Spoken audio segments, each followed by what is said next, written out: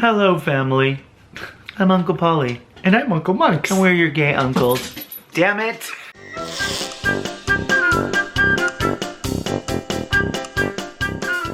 We're here to answer your questions, Have a few laughs. give you some advice, Tell a few stories. but remember, we are not doctors. Or therapists. So we are for entertainment purposes only.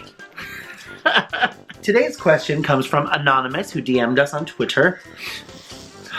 Oh my god. Henry, you're gonna be the death of me! Cousin Henry is going to kill me.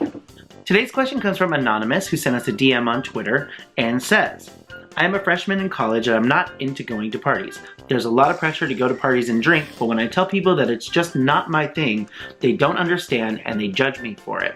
How can I help them to understand that partying just doesn't interest me and it feels hurtful when they judge me for not following the crowd? I think freshman year is tough because not only are you at a new school, but you're trying to figure yourself out a little bit Yeah.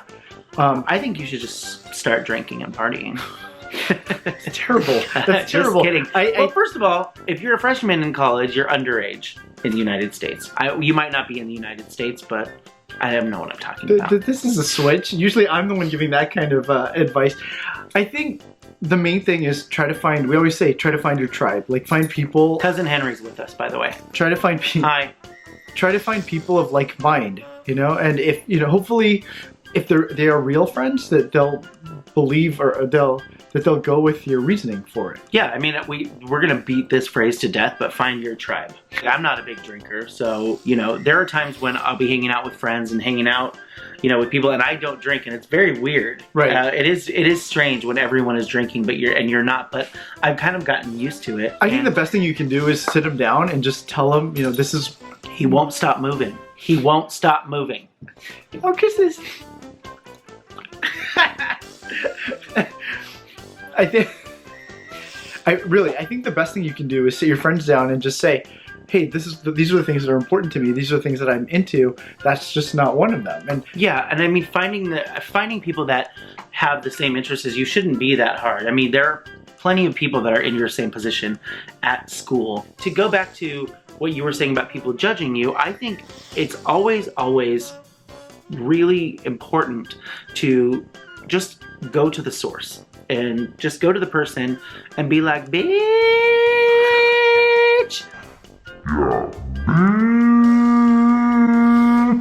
It always come from love, or I come from goodness. If you don't love the person, just come from goodness and just say, I'm curious as to why you're judging me for this. Right. And no matter what, you want to take care of yourself. You have to. Like, no one else will, so you have to take care of yourself. Yeah. And if it's not something you want to do, just make that very clear in a nice way. Yeah. Or the best thing is like this old therapy, this old therapy trick. I'm gonna put you in soup! Dog soup! There's this old therapy trick that when you communicate with someone, you say, I feel when you. So in this case, if I say, you would say, I feel frustrated, Pauly, when you threaten to make soup out of our dog. I feel angry when our dog won't stop moving.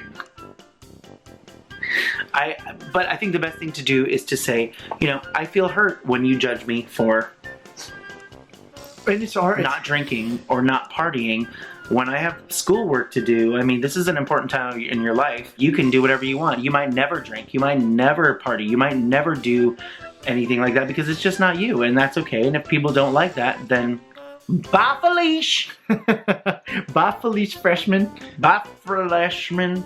No. Fleischman.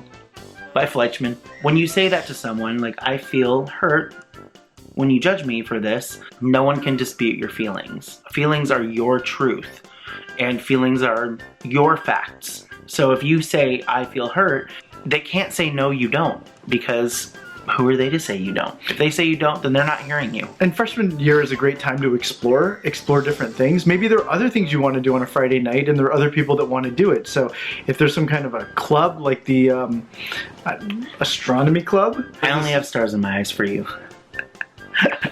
Winner. I'm gonna moan you later. Winner. Please don't. So like when I was at school at MIT, there was this But group, I think astronomy, literally in the middle of something. No, I know, but I think astronomy club is really good because you don't have to wait for a party or whatever. You can just plan it. When I was in college, there was some group that would show movies on Friday and Saturday nights, and that's something that like me and other people would go and just have something to do on Friday nights that had nothing to do with drinking or partying. Yeah. And so that was just something. So hopefully your college has some kind of activity that would be fun for you on a Friday night.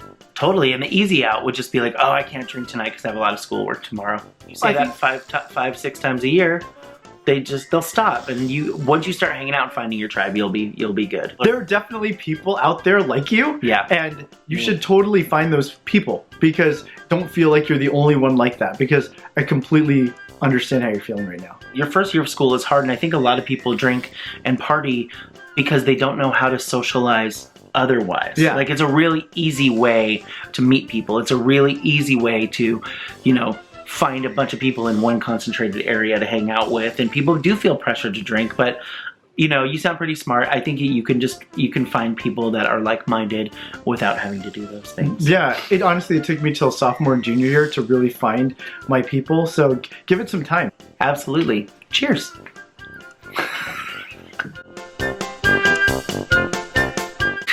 Okay, our silly question of the week comes from Elizabeth, who we love. Hey, Elizabeth. Hi, Elizabeth. And she says, who would you throw cold spaghetti at? Oh. First of all, myself, because I think cold spaghetti is delicious. With your mouth wide open? Oh my gosh, yeah. It's so good. It has already, the sauce has already merged with it. I would throw cold spaghetti at Lady Gaga. Why? Because then I'd get a chance to meet her.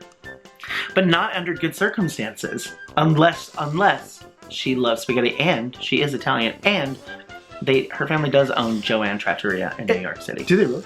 Yeah, you haven't been there? And it could be part of I haven't either. A future outfit of hers. I don't know, I think maybe 5 years ago. I think she wears cutoffs now. But I'm a fan, so. Who's your cold spaghetti recipient? Me, myself.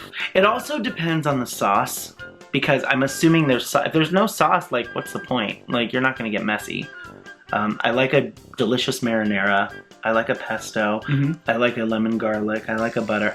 There's really no sauce. I don't like a creamy Alfredo, sauce. Yeah, I don't like you don't creamy like Alfredo. sauce. Yeah, myself. I would throw it at myself. I'd throw it into a pan if I wanted it hot.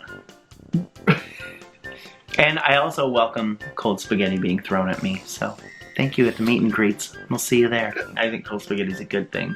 So. Probably someone I just really love, so maybe you. Because it doesn't hurt, it's delicious. Right? Yeah. You know what I wouldn't throw? That makes no sense. I would throw it at Pauly if he was doing an impression of Thank you. Lady Gaga. Why? Because you would be an imposter. If you have questions for us, your gay uncles, please like and subscribe and ask your questions down below or on all platforms of social media that we have. Absolutely. We'd love to hear from you. We like interacting with you. Absolutely. Bye. Bye, nieces and nephews.